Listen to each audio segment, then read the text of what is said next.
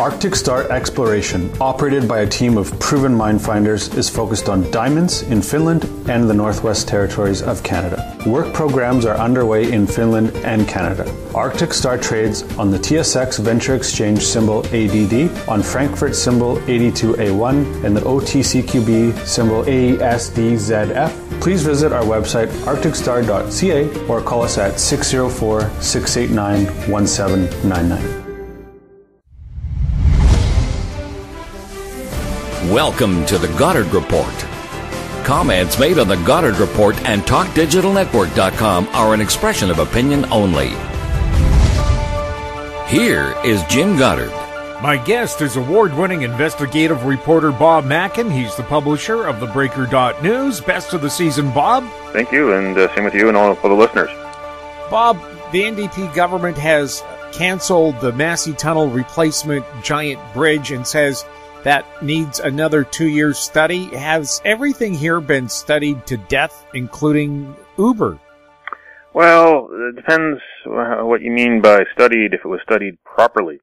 And I tried to get in touch with the Minister of Transportation, Claire Trevina, because I think there's serious questions about the leadership of the Transportation Ministry and of Partnerships BC, which is the public-private partnership / infrastructure agency or a crown corporation that gets involved whenever there's a mega project that the government wants to build. And I had serious questions about the Massey tunnel replacement. They wanted to replace it with the 10-lane bridge. Had serious questions from the very start. Started asking those questions, and the answers I got were should have been alarming for anyone worried about this project. Especially when the answers were so easy for the NDP to see on their side of the house as the opposition, that the NDP killing this project as it was not exactly a big surprise along the way because of the way the BC Liberals handled this. This was a mega project that Christy Clark and the BC Liberals really wanted to push forward, but not for all the right reasons, and they didn't show all the best evidence. There were a lot of studies, absolutely. I was doing FOI requests not long after it was announced, and as the years dragged on, to find out, well, who actually was writing these studies. They posted a lot of these studies on the Massey Tunnel / Massey Bridge website, and funny enough, the studies didn't have the names of the authors. I wanted to find out, well, who are the authors of these studies? A simple question, because you want to find out, well, what is their interest in this, and are they qualified? They kept the names off the studies. I mean, that's a pretty simple thing, that we spend a lot of money on education in this province, and I think most listeners out there remember, the old days of doing essays, whether it's science class or English class. You put your name on your essay, you put your name on your report, your white paper, your project. You put your name on it, so the teacher knows who to give the good or bad marks to. Well, the public is deserving the same thing. The public has a right to know who is authoring studies that say that we should be doing this 10-lane bridge. And albeit there were some studies that were commissioned from expert companies and consultants, there were a lot of studies that the government was publishing that didn't have any names on it. And they wouldn't tell me who the names were. They published, they had business plans that they published internally that they didn't want to show externally. And I wanted to get my hands on those. I wanted to find out more about the methodology, how they decided to come to a 10-lane bridge internally, what the business case was for this whole thing, because the business case wasn't published for so long. And they didn't want to give it to me. They sent me an invoice. They wanted $60 or so for 120 pages or so. Or it may have been the other way around. I'll have to look at the story I did. It was several years ago, but the long and the short of it was they wanted to charge me money to see what the public had a right to see. They were nickel and diming me to prevent me from accessing something which they must not have been confident in the public seeing for political reasons. This project from the very start had some serious questions, especially since the original construction here, the Massey Tunnel, way back in the 60s, was a tunnel. There was an idea back then to build a bridge, but they went with a tunnel instead, partly because of what that is in the Fraser River. Dease Island is a very marshy, soft mass of land, and they figured out that the best solution at the time would be a tunnel, not a bridge. And that land has not changed much since. Technology has changed since, but that land hasn't. And maybe the whole idea, because there were documents that City of Richmond was trying to get, there were documents that media was trying to get, documents eventually did show that there were questions about the land mass there and whether it could accept a 10-lane bridge of the scale of what we see over the Port Mann.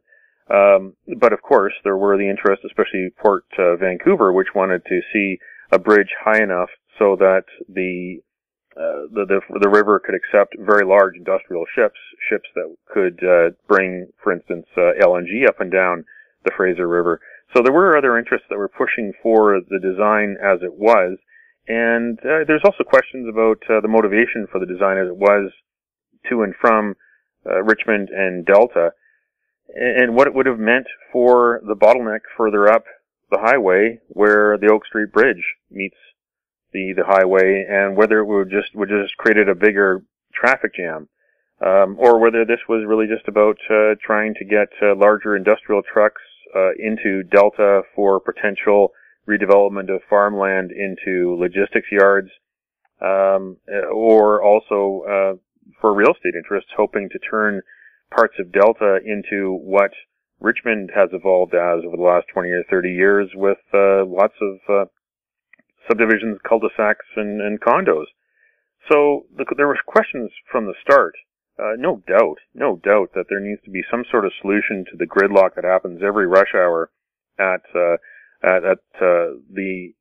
highway there, because that is costing people time and money. It's costing companies that are moving goods and services and transporting people as well to the ferries. It's costing people money. There has to be a solution there, and the NDP is not doing it fast enough. But I don't think that the idea to take a second look at this was such a bad idea, especially when the expert engineer who looked at this said basically that the bridge as envisioned was too big, that a smaller bridge would be a good idea, as well as a brand new tunnel. And in fact, the new tunnel, they looked at tunnel technology from some major projects around the world, including the very large project over at Hong Kong, Macau, and Zhuhai, China, as one of the inspirations for something that could be built here. And again, the tunnel that we're looking at would not be very long at all, but there are some questions about the tunnel as it is, the safety for first responders who might have to respond to any incidents inside the tunnel, as well as seismic. It has had work in the past several decades, but seismic standards have changed. So that is another concern there, but I don't think you can put all the blame on the shoulders of the NDP. Definitely the NDP deserves some blame for what appears to be dilly-dallying, because this report that came out this week was actually dated September 7th. So this report was handed in to the NDP after Labor Day weekend. They sat on it since then. For reasons that haven't been totally explained, but between September 7th and now, well, a couple things happened. There was the municipal election, and perhaps they feared that this would become a factor in the election one way or another. Governments don't like to put out,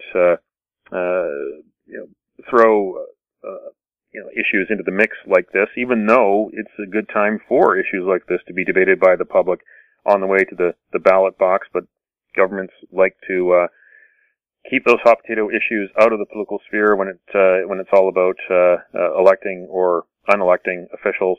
The other thing that happened in the fall was question period, and you bet your bottom dollar the NDP probably would not have enjoyed further questions from the BC Liberals on this issue. But then again, they've had to be very choosy about some of the infrastructure they've decided to give the green light to. Further up the river, the Patella Bridge will be replaced. And you could say that the Patella Bridge replacement might come first, because that bridge is in greater decay than the Massey Tunnel ever is. But of course, if you look at it pragmatically, look at all the NDP ridings that feed the Patella Bridge and that benefit from the Patella Bridge, There's all those Surrey ridings. Surrey, of course, is where the NDP really won the election in 2017, or at least got enough seats to eventually get into power thanks to the Green Party, more correctly. You've got the Westminster and Surrey ridings. Whereas if you look at the Massey, well, you've got the Richmond ridings, and you've got the Delta ridings, which traditionally are BC Liberal ridings.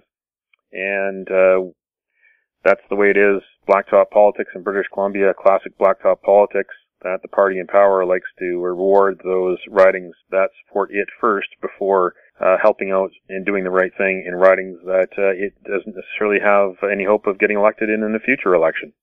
We'll have more with Bob Mackin right after this. Avon Resources Limited is a gold exploration company with significant projects in British Columbia, Saskatchewan, and the Yukon. Trading on the TSX Venture Exchange, symbol ABN, and the pink symbol ABN-AF. Surrounded by world-class gold deposits and mines, Avon's 23,000 hectares Forest Kerr Gold Project is located in the heart of the Golden Triangle in northwestern BC. For more information, visit us at avonresources.com.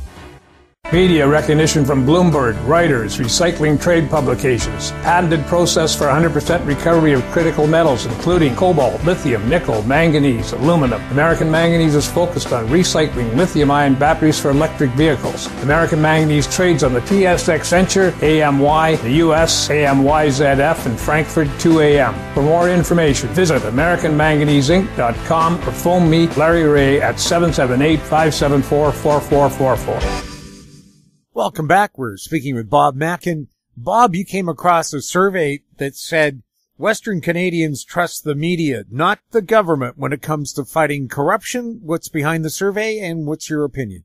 That's right. Transparency International Canada, the Canadian wing of the international group, which lobbies for transparency and accountability and anti-corruption, released a groundbreaking survey, December 13th, survey by Leger, pollster from back east, that looked at perceptions of corruption in Western Canada. They call this the Western Canada Corruption Barometer, and it was two sides. One side of it was a general look at what Western Canadians perceive when it comes to corruption, how it affects their lives, and who's to blame. And the other part of it was a study looking at the extractive sector, looking at oil, gas, and mining, and they did a sub-poll of 100 executives in those industries. Now, when it comes to the definitions of corruption among respondents in the general survey, the 1,200 people in BC, Alberta, and Saskatchewan who were polled said that 31% of them said that self-interest over public service is the main definition of corruption, followed by abuse of power. 21% of them said abuse of power, and then 19% bribes and kickbacks. So corruption doesn't really have one main definition or perception among Western Canadians. They look at different aspects and different kinds of wrongdoing. 51% of them said that they perceive corruption to be a major problem. So, not everyone said corruption is a major problem, but an overwhelming amount of them said that they'd be willing to report corruption, and more than a majority also said they'd be willing to spread information on social media about corruption. But the problem is that they trust the media more than they trust the government and private sector to do anything about this. And, media coverage in the last year, especially in British Columbia, when it comes to real estate corruption, has altered perceptions. But of course, that's also been backed up by a lot of evidence, and a lot more evidence that the media is trying to get as well. They did say that corruption does rank behind high prices, inflation, poverty, environmental damage, employment, and security among major issues. So the task really of groups like Transparency International Canada is to tie them all together, because the authors of this study said that corruption is not a victimless crime, that corruption is somewhere behind the scenes or somewhere in the foreground when it does come to high prices and poverty, environmental damage. We only need to look at our gas pumps and how there's a lack of diversity in prices, lack of competition, it seems, when it comes to filling up at the gas pumps. And a major question there is, well, is that collusion among the industry? there's been research done and investigations done back east by the Competition Bureau, but not so much here in Western Canada. Is that a form of oil gas corruption? I'd love to see some evidence there. I'd love to see the regulatory authorities do their job to put the oil and gas executives on the spot and find out why don't they compete a little more on prices. Because prices seem to be pretty uniform. So that's just one example there. In BC, the perceptions were such that 26% of people who responded believe the oil and gas sector is extremely corrupt, more than that of Alberta. And Greater Vancouver, 37% called the real estate sector extremely corrupt. Now, in the survey that focused on oil, gas, and mining, 63% of the respondents of these executives said that they don't believe corruption to be a problem in their industry. But they did admit the same thing, that they don't have much faith in the government as a corruption fighter. And they were also seeming to be ignorant about a law that came in force in 2015, the Extractive Sector Transparency Measurement Act, which mandates that payments of $100,000 or more by oil, gas, and mining companies to government-related individuals or entities must be reported to the government so the government can see who's making big payments to those people for whatever reason. That the respondents to this survey didn't know about that law, which the author of that was rather surprised to know. But they did find that although that the oil and gas and mining executives don't believe corruption is a problem, they do acknowledge that the industry is marred with quid quo pro favors, and that friends of friends seem to have advantage. So there is, maybe it's business as usual or just the way business is done, but, something that the public might perceive is corrupt in that industry. The people in the industry who are making the decisions don't necessarily feel it's corrupt. So there's a bit of a disconnect there. Of course, the old business as usual, and that's the way it's always been done, so don't rock the boat. True. There were also, within this report, some concerns about, Indigenous governments as well. Not just the provincial government, federal government, but Indigenous governments, because Indigenous governments are very much important for the resource industry, because land is a major part of the equation, and either land is subject to claims and claims that aren't solved, or the land is actually formally owned by treaty First Nations, and the extractive sector, the companies that want the minerals or the fossil fuels have to deal with the First Nations, and there's some evidence that they're running up against some of the same problems that they run up against with provincial or federal governments when you do have people that have unrealistic demands. There's some worry there as well, and then that's something that will have to be examined in future surveys too. Again, a lot of this goes back to what Transparency International Canada is trying to do, is get more transparency, because if you have more transparency and accountability, public trust will follow, and things like corruption will actually not be a problem, not even need to be perceived. It won't be a problem at all. But of course, the big question is, who's going to solve it? And will our governments take a serious step, especially since they should be worried about the perception, because the top perception from this survey is that politicians themselves are seen as highly corrupt on the federal side and the provincial side. Our politicians should see a study like this and bend over backwards to try to change the perception and try to crack down on those who are ripping off the public. Interestingly enough, though, this survey did show that municipal politics, municipal governments seem to be perceived as less corrupt than the federal and provincial cousins of theirs. And it didn't explain, they don't quite drill down in this, but I think that probably is attributable to the fact that there's a lot of people do not pay enough attention to municipal politics at their own expense. Municipal politics doesn't get the media attention it deserves, except when elections roll around once every 4 years. And after that, for whatever reason, whether it's cutbacks in the media industry, or it's editors and news directors deciding that it's not very sexy, that who really wants to talk about rezonings and who really wants to talk about sewage and waterworks when there are other sexier, bigger issues. Well, those are sexy, big issues to people who have to pay for them, because property taxes are always going up, and the big question is, well, who's really profiting, and why do property taxes have to go up so high? Well, and if you don't think corruption hits municipal politics, ask the people in Montreal. Exactly. Montreal, ground zero for that.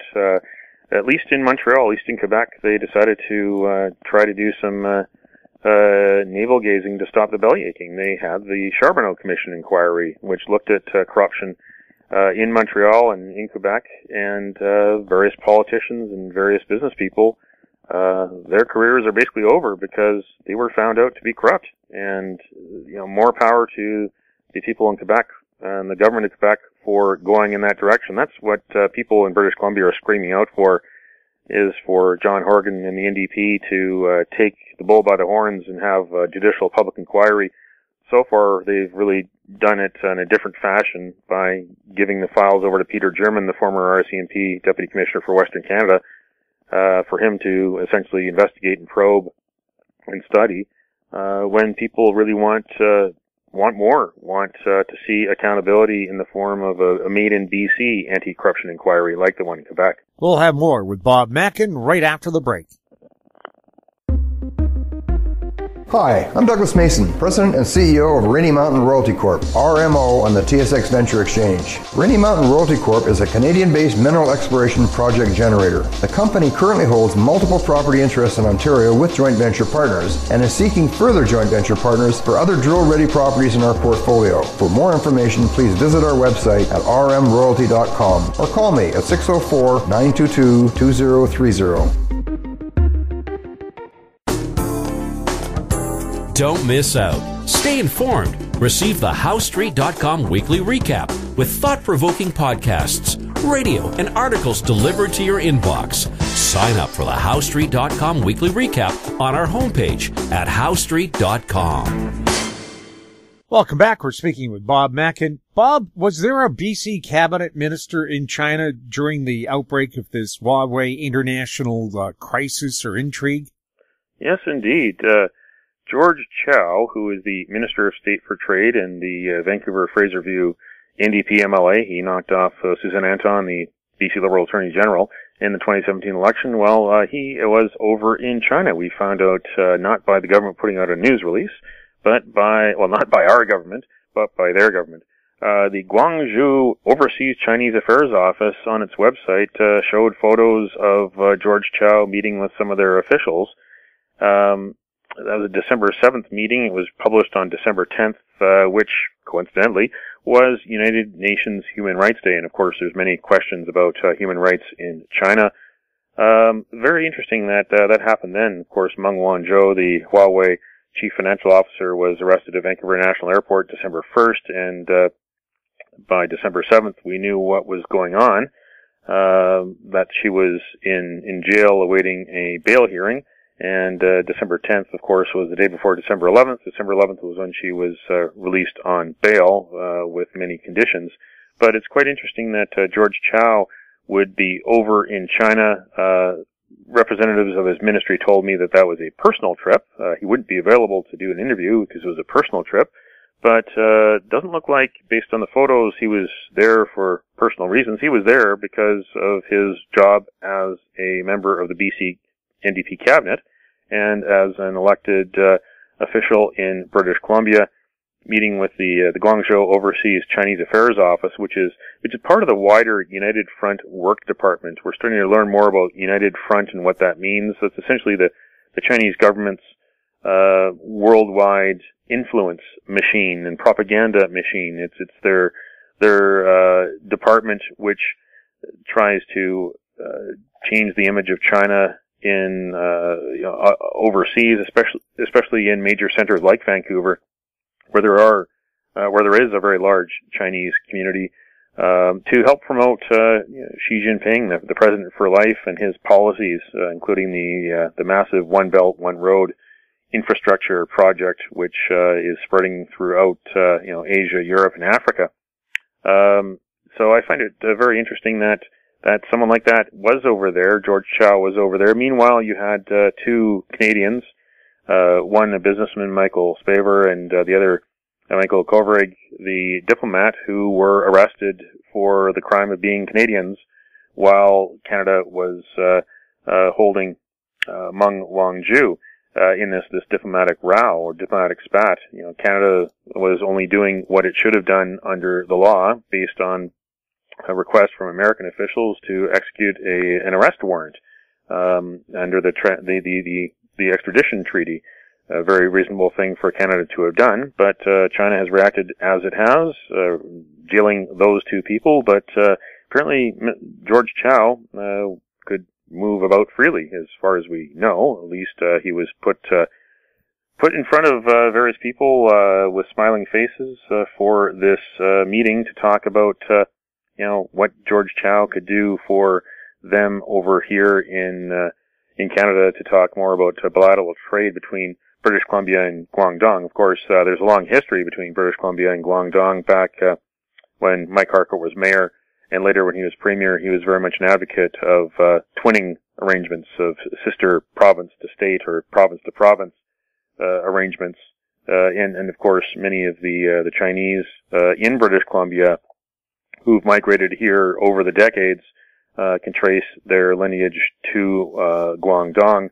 So there are historical ties and business ties between the two, but of course the motivations for the Chinese side these days have changed with the leadership under Xi Jinping, who really wants to transform China into a superpower to rival the United States.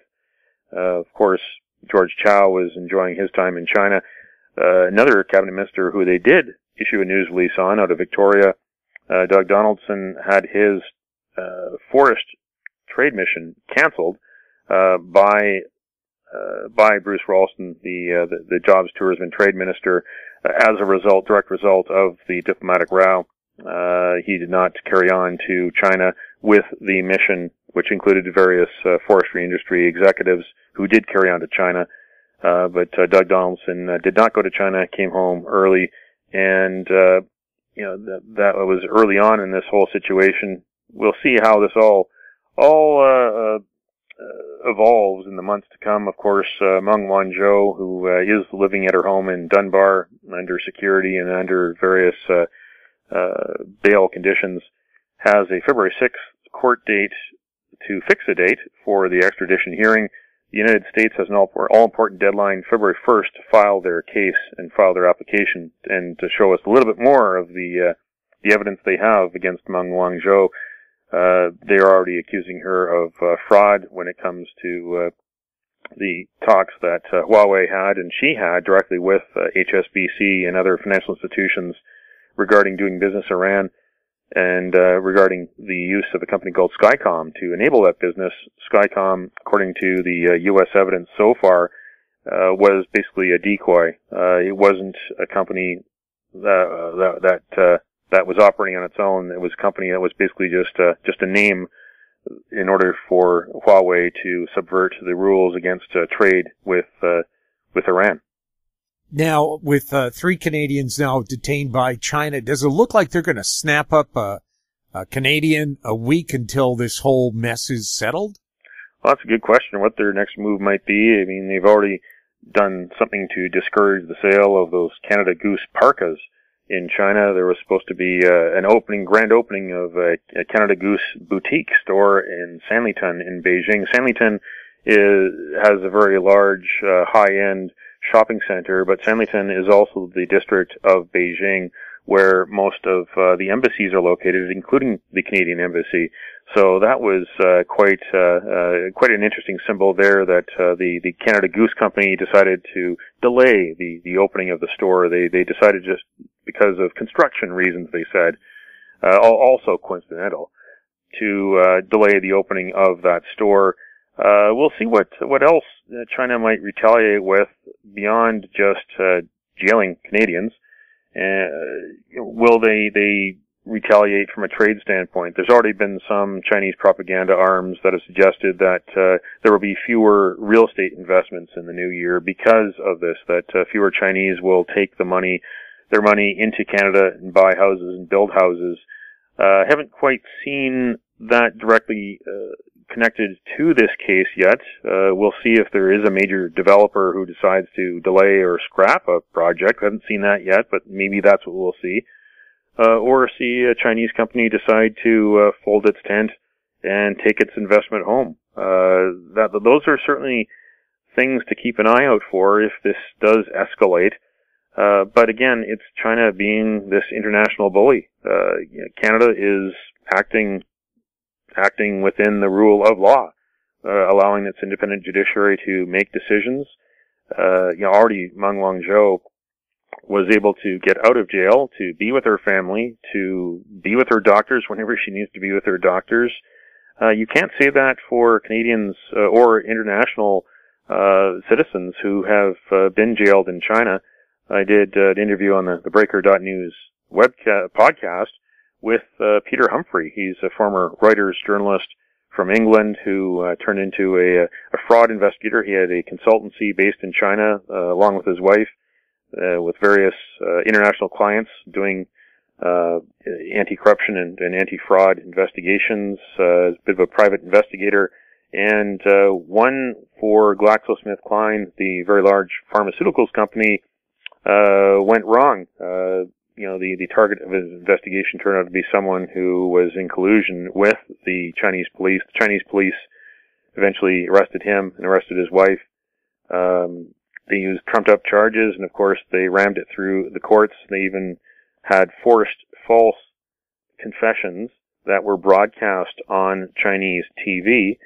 Long and the short of it was, Peter Humphrey was in jail for 2 years, was suffering from prostate cancer, eventually got out and was suffering also from post-traumatic stress disorder.